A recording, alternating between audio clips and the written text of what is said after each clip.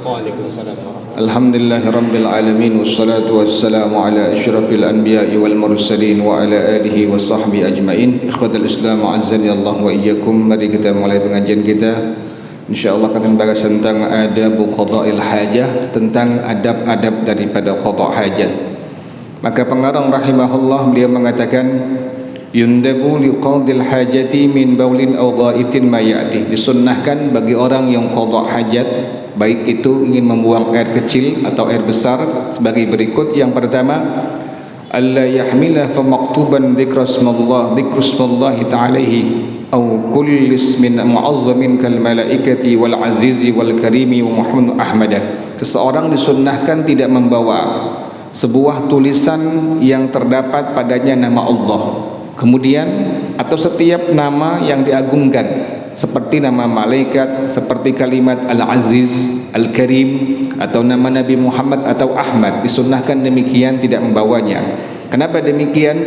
Lima ruya Anasun, dikarenakan Sayyidina Anas bin Malik radhiyallahu an, beliau mengenai hadis dari baginda Rasulullah sallallahu alaihi wasallam, anna Nabiy sallallahu alaihi wasallam kana idza dakhala al-khala'a wada'a khatamahu wa kana fihi Muhammad Rasulullah. Adalah baginda Rasulullah sallallahu alaihi wasallam apabila beliau masuk ke dalam kamar mandi, toilet, maka beliau meletakkan cincin yang beliau kenakan. Kenapa demikian? Dalam cincin beliau terdapat tulisan Muhammadur Rasulullah. Itulah yang pertama disunnahkan, kita tidak membawa sesuatu yang diagungkan atau nama Allah Subhanahu wa taala. Yang kedua, pengarang rahimahullah dia mengatakan an yalbasana alaihi wa yastura ra'sah wa ya'khudha ahjar al-istinja'i aw yuhayya aw yu'idda al-muzil al-najasati min ma'in wa nahwihi. Seseorang disunnahkan pada waktu masuki kamar mandi, toilet, menggunakan dua sendal. Kemudian disunnahkan untuk menutup kepalanya, jangan terbuka kepalanya. Disunnahkan pertama tadi menggunakan sendal, kemudian tutupi kepalanya. Yang ketiga adalah mempersiapkan air atau batu atau tisu yang dipergunakan untuk bersuci pada waktu setelah dia buang air kecil atau air besar. Kemudian yang ketiga, pengarang rahimahullah dia mengatakan, maka disunnahkan untuk yadkhulul khala'a bi rijlihil yusra. Disunnahkan masuk kamar mandi, toilet dengan kaki yang sebelah kiri. Wa yakhruju bi rijlihil yumna, dan disunnahkan keluar dengan kaki yang sebelah kanan. Jadi sunnah demikian, masuk kamar mandi disunnahkan menggunakan kaki yang sebelah kiri, kemudian keluar dari kamar mandi disunnahkan menggunakan kaki yang sebelah kanan. Kenapa demikian seperti itu?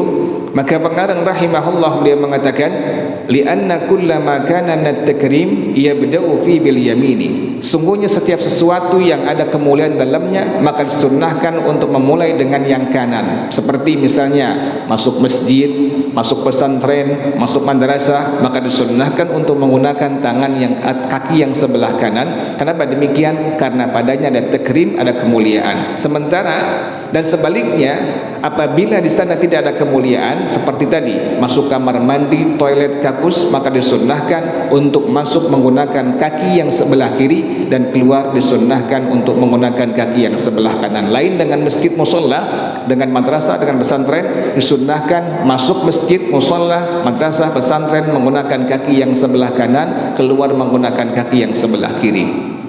Kemudian apa yang dibaca disunnahkan pada waktu kita ingin masuk kamar mandi, toilet atau kakus, maka pengarang rahimahullah beliau mengatakan wa yaqulu inda irdatid dukhuli, dan disunnahkan ketika kita ingin masuki kamar mandi, apa yang dibaca? Kalimat bismillah, Allahumma inni a'udzubika minal khubuthi wal khaba'ith. Jadi sebelum masuk kamar mandi, toilet, maka disunnahkan baca doa ini dengan kalimat tadi, bismillah, Allahumma inni a'udzubika minal khubuthi wal khaba'ith. Kemudian ikhwatal Islam azzani Allah wa iyyakum, disunnahkan juga apabila kita masuk kamar mandi, disunnahkan tidak membuka semua aurat kita. Apabila terpaksa harus membuka seluruhnya sehingga kita telanjang, maka disunnahkan membaca kalimat bismillahilladzi la ilaha illahu. Disunnahkan demikian oleh baginda Rasulullah sallallahu alaihi wasallam. Kenapa demikian? Karena kalimat tadi kalimat bismillahilladzi la ilaha illahu itu adalah sebuah kalimat yang menutup pandangan mata setan dan jin sehingga mereka tidak bisa melihat pada aurat kita. Sunnahkan demikian pada waktu kita masuk kamar mandi dalam keadaan telanjang, maka disunnahkan untuk membaca kalimat tadi bismillahilladzi la ilaha illahu. Kemudian ikhwatul Islam azani Allah wa iyyakum, pada waktu keluar dari kamar mandi, dari toilet, maka disunnahkan untuk membaca kalimat ghufranaka alhamdulillahilladzi adhaba 'annil adha wa afani. Jadi masuk kamar mandi disunnahkan membaca kalimat bismillah, Allahumma inni a'udzubika minal khubuthi wal haba'is. Apabila kita maaf telanjang, maka disunnahkan membaca kalimat tadi bismillahilladzi la ilaha illahu. Keluar kamar mandi dari toilet, maka disunnahkan baca kalimat ghufranaka alhamdulillahilladzi adhaba 'annil adha wa afani. Kemudian ikhwatul Islam azani Allah wa iyyakum, yang keempat, maka pengarang rahimahullah beliau mengatakan disunnahkan ya'tamidu fi hali julusi ala rijli rusra. Disunnahkan buang air kecil, air besar tidak dalam keadaan berdiri, tetapi sunnahnya dalam keadaan jongkok. Bagaimana caranya? Adalah dengan menggunakan kaki yang sebelah kiri kita tumpukan badan kita, kemudian kaki yang sebelah kanan kita tegakkan. Jadi yang kanan tegakkan, yang kiri kita tidurkan seperti itu. Itu merupakan sunnah daripada sunnahnya Rasulullah sallallahu alaihi wasallam. Dalilnya mana? Hadis riwayat At-Tabarani radhiyallahu taala anhu dari Suraqah bin Malik radhiyallahu anhu yang mengatakan amarna Rasulullah sallallahu alaihi wasallam an natawakka'a al-yusra wa an nansibal yumna. Rasulullah sallallahu alaihi wasallam merintahkan kami bahwa kami melakukan bersandar di atas kaki yang sebelah kiri, dan kami disunnahkan, disuruh Nabi sallallahu untuk memancangkan, untuk menegakkan kaki yang sebelah kanan. Jadi kaki yang sebelah kanan tegakkan, dirikan, kemudian kaki yang sebelah kiri disunnahkan untuk menjadi sandaran daripada badan kita. Kemudian yang berikutnya adalah pengarang rahimahullah dia mengatakan disunnahkan wa yustahabbu alla yarfa'a thawbahu hatta yadnu'a minal ardi. Disunnahkan seseorang tidak mengangkat bajunya kecuali sehingga dia sampai daripada permukaan tanah. Kalau sudah sampai di tempat tempat jongkok kita, baru kita buka kita punya celana atau baju. Kenapa demikian? Li'anna dzalika astaru lahu, dikarenakan hal itu adalah sesuatu yang lebih nutupi orang yang ingin membuang hajat tadi. Karena Rasulullah sallallahu alaihi wasallam demikian mengerjakannya. Annahu kana idza arada al-hajata la yarfa'u thawbahu hatta yatulal ardi. Baginda Rasulullah sallallahu alaihi wasallam apabila beliau ingin qada hajat, beliau tidak mengangkat bajunya sehingga beliau mendekat dari permukaan tanah. Kemudian ikhwatul Islam azani Allah wa iyyakum, disunnahkan yang berikutnya pengarang rahimahullah dia mengatakan wa yustahabbu an yabula qa'idan li alla tarasha alaihi. Disunnahkan untuk kencing dalam kondisi duduk, dalam kondisi jongkok, tidak berdiri. Bahkan pengarang rahimahullah dia mengatakan wa yukrahul baul qa'iman illa li udhrin. Hukumnya makruh kencing dalam keadaan berdiri kecuali ada uzur. Kenapa demikian? Dikarenakan sahabat Nabi Sayyidina Abdullah bin Mas'ud radhiyallahu anhu beliau mengatakan minal jafai antabula wa anta qa'im. Di antara tabiat yang kurang bagus, perangai yang kurang bagus adalah seseorang berdiri, engkau kencing dalam keadaan berdiri. Jadi sunnahnya bagaimana? Kencing disunnahkan dalam kondisi jongkok atau duduk. Maka kemudian salah seorang sahabat Nabi Muhammad sallallahu alaihi wasallam As-Sayyidah Aisyah radhiyallahu taala anha beliau mengatakan man haddatsakum anna Rasulullah sallallahu alaihi wasallam kana yabulu qa'iman fala tusaddiquhu ma kana yabulu illa qa'idan. Apabila ada orang yang menyampaikan hadis katanya Rasulullah kencing dalam kondisi berdiri, maka jangan benarkan ucapan dia. Kenapa demikian? Dikarenakan Rasulullah sallallahu alaihi wasallam beliau selalu kencing dalam keadaan duduk atau dalam kondisi jongkok. Demikianlah sunnah daripada sunnahnya Rasulullah sallallahu alaihi wasallam. Bahkan pengarang rahimahullah beliau menyampaikan ada rukhsah, ada keringanan bagi orang yang memang ada udzur untuk kencingnya dalam kondisi berdiri. Maka pengarang rahimahullah beliau mengatakan waruyatis rukhsatu fit tabawuli qaiman an jama'atin minas sahabah ka Umar wa Ali wa ghairihima. Dan ada rukhsah dari beberapa orang sahabat Nabi seperti Sayyidina Umar, Sayyidina Ali radhiyallahu taala anhuma, yang keduanya mengatakan bahwasanya ada rukhsah keringanan hukum bagi orang yang ada udzur untuk kencing dalam kondisi berdiri. Kemudian yang kelima, maka pengarang rahimahullah dia mengatakan sunnah daripada qada hajat, kencing atau buang air besar adalah la yabulu fi mahabbir rihi li alla ya'udan najasa ilaihi. Sunnahkan tidak kencing di tempat bertiupnya angin. Apa tujuannya? Agar najisnya tidak kembali kepadanya. Juga disunnahkan kencing itu la fi ma'in raqidin, pada air yang tidak mengalir, au qalilin jarin, atau air yang sedikit yang mengalir. Sunnah demikian. Pertama, kencing jangan di tempat angin bertiup, kemudian jangan kencing di tempat air yang tenang, kemudian jangan kencing di tempat air yang sedikit yang mengalir. Kenapa demikian?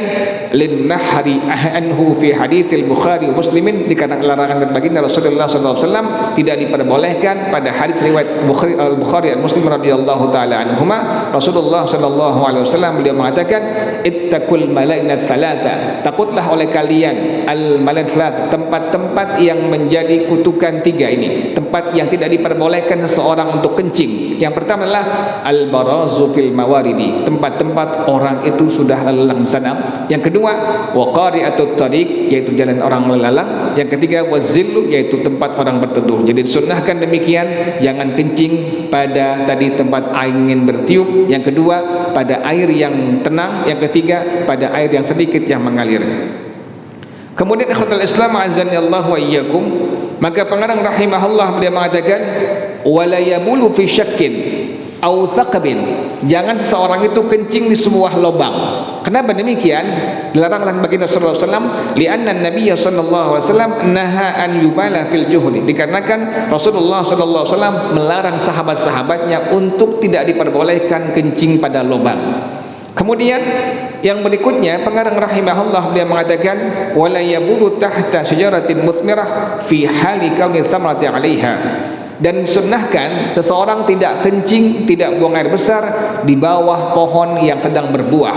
Kenapa demikian? Li'alla tasqutu 'alaihi thamarah, dikarenakan agar tujuannya jangan sampai kencingnya atau tinjaknya ada pada buah yang jatuh pada waktu sudah berbuah.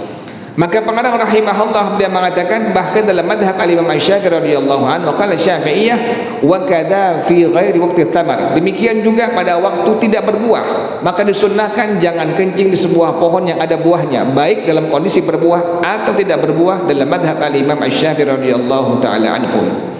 Kemudian ikhwatul Islam azani Allah wa iyyakum, sunnah yang berikutnya adalah pengarang rahimahullah beliau menyebutkan wa yukrahu an yastanjiya bima'in fi mawdhihi bal yantaqila anhu illam yakun lahu mu'iddan lidzalika, disunnahkan untuk istinja menggunakan air pada tempat yang bukan dia kencing padanya, berpindah kita, disunnahkan demikian, kencing di tempat A kemudian kita caboknya istinja tempat yang lainnya jauh dari tempat yang pertama, disunnahkan demikian oleh baginda Rasulullah sallallahu alaihi wa alihi wasallam.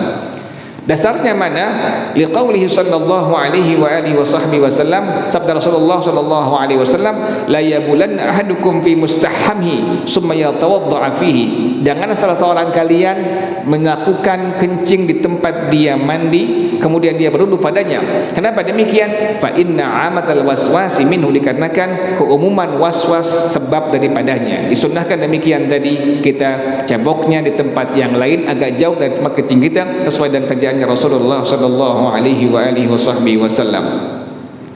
Yang keenam, ikhwatul Islam azani Allah wa iyyakum, maka pengarang rahimahullah beliau menyebutkan yukrahu tahriman indal Hanafiyah walau fil bunyan istiqbal qiblah wastidbaruha bil farji hal qada'il hajah, makruh tahrim dalam madhab al-Imam Abu Hanifah radhiyallahu an untuk buang air kecil atau air besar sekalipun pada bangunan Untuk apa? Menghadap ke arah kiblat atau membelakangi kiblat. Dalam mazhab Al-Imam Abu Hanifah radhiyallahu anhu, sekalipun pada tempat tertutup, maka hukumnya makruh tahrim, artinya tidak boleh kencing menghadap kiblat atau membelakanginya. Ini adalah mazhab yang pertama, yaitu mazhab daripada Imam Abu Hanifah radhiyallahu taala anhu. Sementara jumhur berpendapat bagaimana? Wa qala jumhur la yukrahu dzalika fil makan al-mu'addi li qada'il hajat. Tidak makruh hukumnya pada tempat yang memang dipersiapkan untuk qada hajat. Tempat ini memang dikhususkan untuk buat air kecil atau air besar. Kita menghadap ke arah kiblat atau belakanginya, maka dihukumkan dalam pendapat jumhur adalah tidak makruh. Dasar hadisnya mana? Li hadis Jabir, karena hadis dari Sayyidina Jabir radhiyallahu anhu, Rasulullah sallallahu alaihi wasallam nahan Nabi sallallahu alaihi wasallam an nastaqbil qiblah bi baulin fara'aituhu qabla an yaqbita bi amin yastaqbiluha. Rasulullah SAW beliau melarang, tidak diperbolehkan seseorang menghadap ke arah kiblat pada waktu dia buang air kecil atau buang air besar. Demikian wallahu a'lam bissawab. Subhanakallahumma wa bihamdika asyhadu an la ilaha illa anta astaghfiruka wa atubu ilaik. Hadanallahu summa assalamu alaikum warahmatullahi wabarakatuh.